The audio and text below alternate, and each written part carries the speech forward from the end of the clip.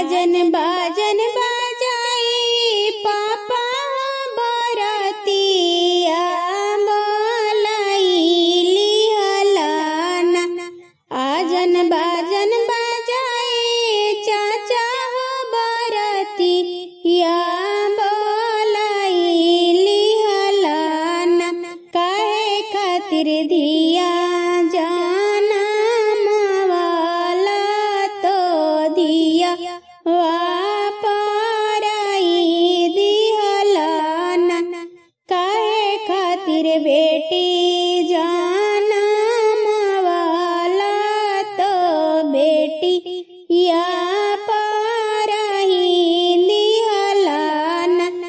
आजन बाजन बेटी हो बजवाई दिहनी बरती या बोलैली हनीना। आजन बाजन बेटी हो बजाई दिहनी बरती या बोलैली हनीना। जंगिया पवित्र खातिर बेटी जनमाई लिहनी तो के पराई दिहलीना। जंगिया पवित्र खातिर बेटी जनमाई लिहनी तो के बिसारी दिहनीना। शंखा पनिया भैया हो गिराई दिहला बहनी के बिसारी दिहलाना।